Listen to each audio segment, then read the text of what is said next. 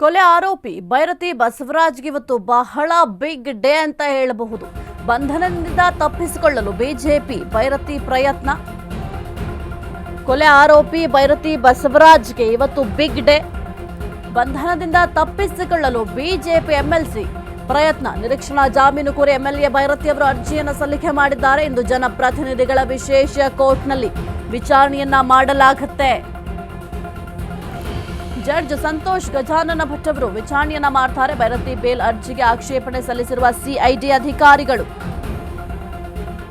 ಸದ್ಯ ಬಂಧನದ ಭೀತಿಯಿಂದ ತಲೆಮರೆಸಿಕೊಂಡಿರುವ ಎಂಎಲ್ಎ ಕಳೆದ 3 ದಿನಗಳಿಂದ ಬೈರತಿ ಮೊಬೈಲ್ ಸ್ವಿಚ್ ಆಫ್ ಆಗಿದೆ. ಹೊರರಾಜ್ಯದಲ್ಲಿ ಶಾಸಕ ತಲೆಮರೆಸಿಕೊಂಡಿರುವ ಸಾಧ್ಯತೆ ಕೂಡ ಇದೆ.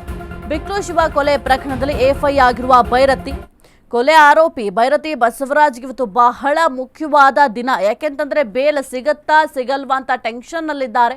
ಬಿಕ್ಲು ಶಿವ ಕೊಲೆ ಪ್ರಕರಣದಲ್ಲಿ ಭಾಗಿಯಾಗಿದ್ದಾರೆ ಎಂಬ ಶಂಕೆಯ ಅನ್ವಯ ಸದ್ಯಕ್ಕೆ ಅವರು ಎಫ್ಐ ಆರೋಪಿಯಾಗಿದ್ದಾರೆ. ಬಿಕ್ಲು ಶಿವ ಕೊಲೆ ಪ್ರಕರಣಕ್ಕೆ ಸಂಬಂಧಪಟ್ಟಂತೆ A1 ಆರೋಪಿ ಜಗದೀಶ್ ಜೊತೆಗೆ ಸಂಪರ್ಕ ಹೊಂದಿದ್ದಾರೆ ಅಂತ ಕೂಡ ಹೇಳಲಾಗಿತ್ತು. ಜೊತೆಗೆ ಕೆಲವೊಂದಿಷ್ಟು ಫೋಟೋಗಳು ಕೂಡ ವೈರಲ್ ಆಗಿತ್ತು. ಆದರೆ ಬೈರತಿ ಬಸವರಾಜ್ ಅವರು ನನಗೂ ಈ ಒಂದು ಪ್ರಕರಣಕ್ಕೂ ಯಾವುದೇ ರೀತಿಯ ಸಂಬಂಧ ಇಲ್ಲ, ನನ್ನನ್ನ ಈ ಒಂದು ಪ್ರಕರಣದಲ್ಲಿ ಸಿಲುಕಿಸೋದಕ್ಕೆ ರಾಜಕೀಯ ಷಡ್ಯಂತ್ರವನ್ನ ರೂಪಿಸ್ತಾ ಇದ್ದಾರೆ, ಎಲ್ಲದಕ್ಕೂ ಕೂಡ ನಾನು ಉತ್ತರವನ್ನ ಕೊಡ್ತೀನಿ ಅಂತ ಹೇಳ್ತಾ ಇದ್ರು. ವಿಚಾರಣೆಯ ಸಂದರ್ಭದಲ್ಲೂ ಅಷ್ಟೇ ಸರಿಯಾಗಿ ರೆಸ್ಪಾನ್ಸ್ ಮಾಡ್ತಾ ಇಲ್ಲ ಅಂತ ಸಿಐಡಿ ಅಧಿಕಾರಿಗಳು ಕೂಡ ಹೇಳಿದ್ರು. ಶಾಸಕ ಬೈರತಿ ವಿರುದ್ಧ ಲುಕ್ಔಟ್ ನೋಟಿಸ್ ಜಾರಿ ಮಾಡುವ ಸಾಧ್ಯತೆ ಇದೆ. ಹತ್ಯೆ ಪ್ರಕರಣದಲ್ಲಿ ಬಂಧನದ ಭೀತಿಯಿಂದ ಪರಾರಿಯಾಗಿದ್ದಾರೆ. ವಿದೇಶಕ್ಕೆ ಪರಾರಿಯಾಗುವ ಸಾಧ್ಯತೆಯ ಹಿನ್ನೆಲೆ ಈ ಒಂದು ಕ್ರಮವನ್ನ ಜರುಗಿಸುವ ಸಾಧ್ಯತೆ ಇದೆ. ಲುಕ್ಔಟ್ ನೋಟಿಸ್ ಹೊರಡಿಸಲು ಅಧಿಕಾರಿಗಳು ಚರ್ಚೆ ಮಾಡ್ತಾ ಇದ್ದಾರೆ. ಎಲ್ಲ ಏರ್ಪೋರ್ಟ್ ಭದ್ರತಾ ಅಧಿಕಾರಿಗಳಿಗೆ ಮಾಹಿತಿ ರವಾನೆ ಮಾಡಲಿದ್ದಾರೆ. ರೈಲು ನಿಲ್ದಾಣಗಳಿಗೂ ಮಾಹಿತಿ ನೀಡಲು ನಿರ್ಧಾರವನ್ನ ಮಾಡಿಕೊಂಡಿದ್ದಾರೆ.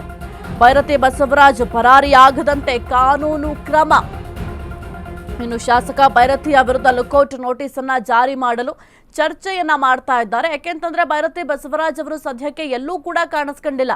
ಅಧಿವೇಶನದಲ್ಲಿ ಭಾಗಿಯಾಗಿದ್ರು, ಆದ್ರೆ ಅಧಿವೇಶನ ಮುಗಿಯೋದಕ್ಕಿಂತ 2 ದಿನ ಇದೆ ಅಂದಾಗ ಆ ಒಂದು ಅಧಿವೇಶನಕ್ಕೂ ಕೂಡ ಹೋಗಿರ್ಲಿಲ್ಲ, ಅವರ ನಿವಾಸದಲ್ಲೂ ಕೂಡ ಇರಲಿಲ್ಲ. ಹಾಗಾಗಿ ಹುಡುಕಾಟವನ್ನ ಒಂದು ಕಡೆ ಮಾಡ್ತಾ ಇದ್ದಾರೆ. ಒಂದು ವೇಳೆ ಅವರು ಸಿಕ್ಕಿಲ್ಲ ಅಂತ ಆದಲ್ಲಿ ಲುಕ್ಔಟ್ ನೋಟಿಸ್ ಅನ್ನು ಕೂಡ ಹೊರಡಿಸಬಹುದು, ವಿದೇಶಕ್ಕೆ ಹೋಗುವ ಸಾಧ್ಯತೆ ಇರೋದ್ರಿಂದ.